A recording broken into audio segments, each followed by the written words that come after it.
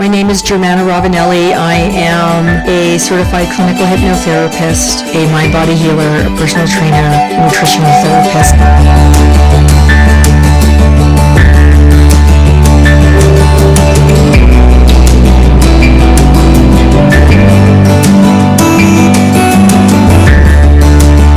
I was taught that health is harmonizing the body, the mind, and the spirit.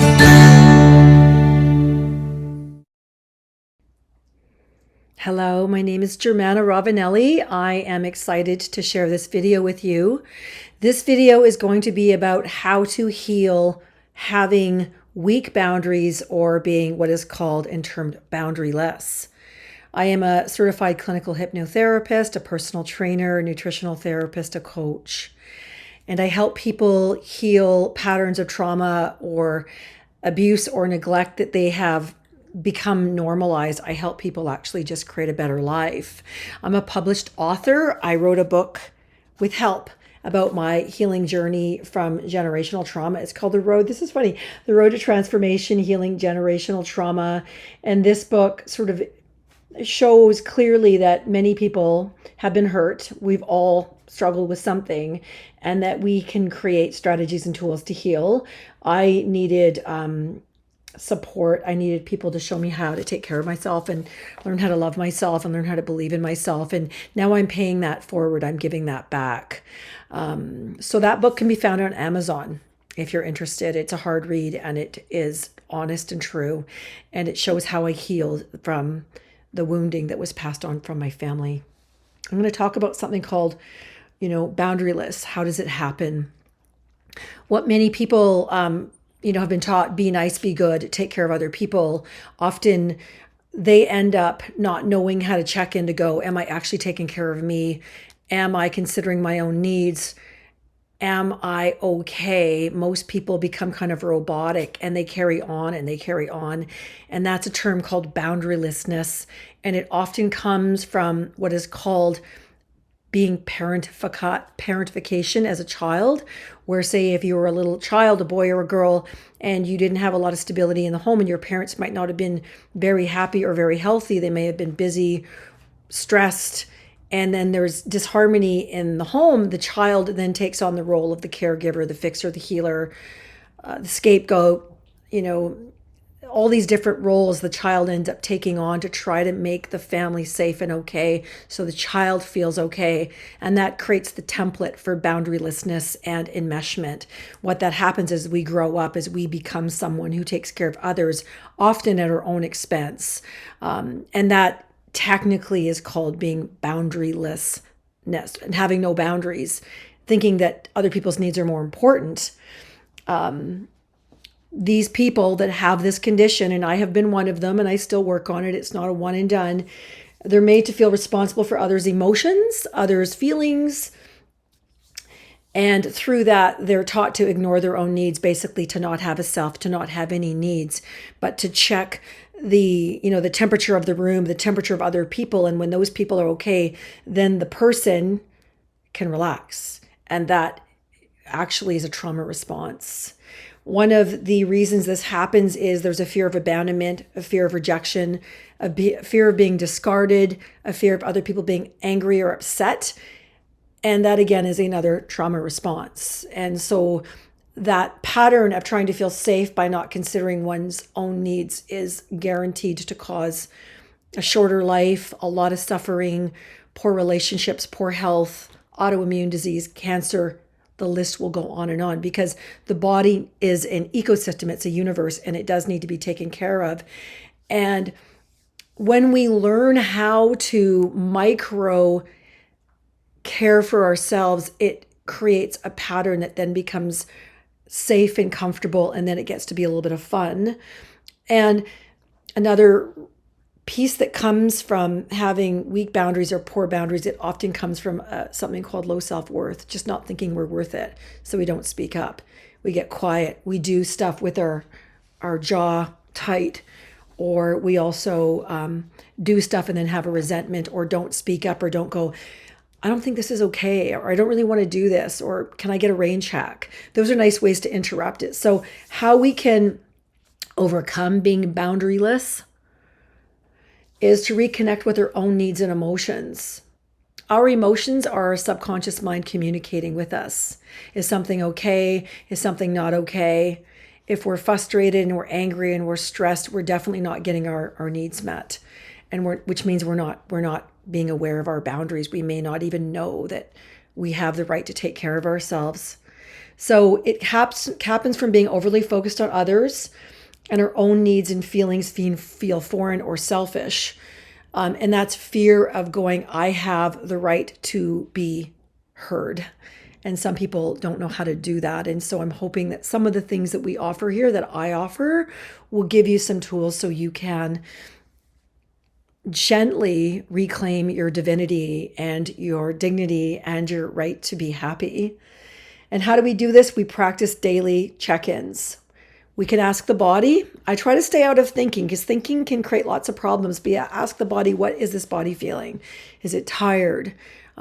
Is there fatigue? Is there, energy? Is there frustration? And then if there's that awareness, then we know, oh, maybe I need to take 5 minutes and do a little mini breath piece, a little bit of breathing, or I might need to take a few moments and go outside, whatever it is. But when you're aware of what your body is feeling, that is called knowing what your need is, because that feeling will tell you, I have a need, and you can then attend to that.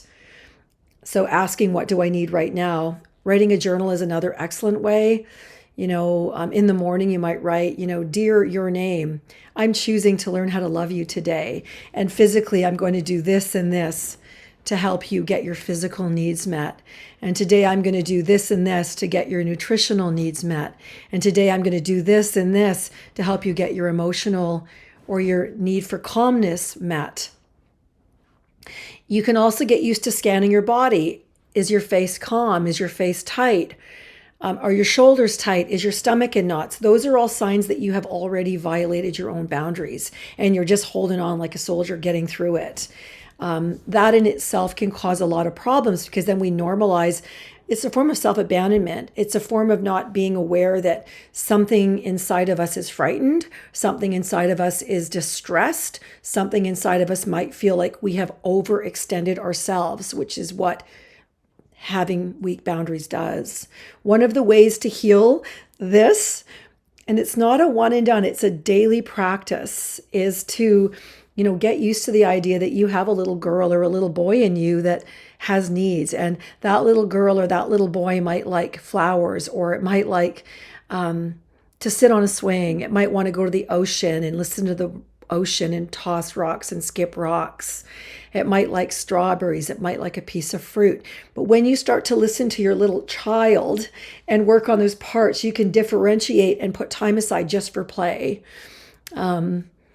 It could be something so simple: writing, painting, coloring. When you do that, you start to figure out that there's a whole other world inside of you that has authenticity, it has joy, it has magic. And that's also where we keep the messages about whether we're worth loving or not. And one of the best things that I've been taught to do is if I'm scared or sad, I'll just say, oh, I'm really sorry that you're scared or you're sad, and I'm here for you. So I don't make it good or bad.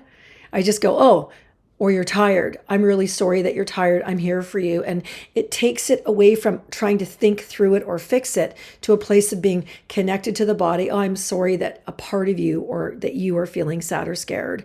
And that is a wonderful intervention. Another way to help heal this pattern or these behaviors is practicing saying no in small ways. So no can be to, being asked to go to a dinner that's late and you need to be in bed by 7:30 or 8 and you're like, that's a little late. I'd love to do it another time. Thank you so much. Or someone calls you and you don't have time to talk. You just don't answer the phone. And you might text them back, I'll have time to talk later. Saying no to requests that are on the digital platforms, I think, is a very great strategy. Like just unsubscribing from emails is another way of saying, no, I'm not giving my time. I'm not giving you my currency, which is my attention and my energy. If somebody, is being unkind or demanding of your time, you can just softly say, I have time to do this later. I really care about you. Are you okay that I get back to you later? And that's a nice way of doing it. I used to have a dance franchise, and one of the instructors was really, really good at, jumping in and asking me to do something or asking me for something. And I would always say yes. And then later I'd be so pissed off at myself. And I got really good at recognizing that I didn't want to displease her. And I was afraid of her rejecting my need to take care of me, which is a trauma response. And I learned to just say, can you give me 24 hours and I'll let you know? And that gave me time to process the thing, to say, is this good for me? And that is one of the most powerful questions. Is this good for me? And that doesn't make you bad. That means you're actually caring for yourself. And that is an act of self-love and self-preservation. So you learned to set boundaries softly, and that helps you rewire your nervous system to realize that you can have safety and love and coexist with assertiveness. If you're with a partner and they want to go to some restaurant and you don't want to go, and you know you don't want to go, you can say, hey, I really don't want to go there. Do you mind if this time I get to pick? That's nice. And say you're dating and someone doesn't respond, and you having a thought boundary going, oh, they don't like me, I'm bad, I did something wrong. Having a thought boundary with yourself to go, is that really true? Can I prove with 100% accuracy that what my head is telling me is true? And if you can't, then you let go of that thought. And that's having a thought boundary, because most of the trouble comes from thinking and believing what our brain tells us. And if we've been programmed to think that people don't like us and we must take care of them or something bad will happen, the boundary process needs to be reflected about how do you heal that relationship with yourself, to check in, is this true? And that's one of the most powerful things we can ever do. Because if we believe that it's true and it's not, we don't have evidence, we cause suffering. And you'll feel it as emotional spiking in your body. And I would say a high percentage of the people that are in today's world are so deregulated because they're on their phones, so their nervous system's constantly being tasered. They're not breathing. And then they're assuming what they're reading is true. And then they're in this crisis, which is, again, another unnecessary form of self-abuse. And then they hurt other people because they're in pain. So we want to start with low stake situations, declining an invitation, taking time alone, setting a time limit on conversations. I have 15 minutes. And then as you get closer to the end, I really, really am glad that I can have this conversation with you. And I've only got 2 minutes left. And then you have that boundary with yourself that says that you have a standard of self-care. You're teaching the other person that you actually value yourself and your time. And there's a saying that Tony Robbins has, and he says, when things don't go well in your life and you're not happy, he goes, raise your standards. Having a boundary is setting a standard, and that is protecting you so you can get your needs met, so you can fill your cup. So when you decide you want to do something, you actually have a full cup. One of the other places that I think is really important is, checking, how is your health doing? If your health is good, you've got good boundaries. If your health is not doing well, that's a sign of you not understanding how to listen to your body or to take care of your body. And then the cost of not doing that is often devastating to people. And people that do not have that level of awareness often end up with, diabetes, heart disease, osteoporosis, falling, terrible relationships, usually because they don't know how to actually fill their own cup. They don't know how to feel like they matter. It's all about everyone else. And that is a form of hell. It's not sustainable.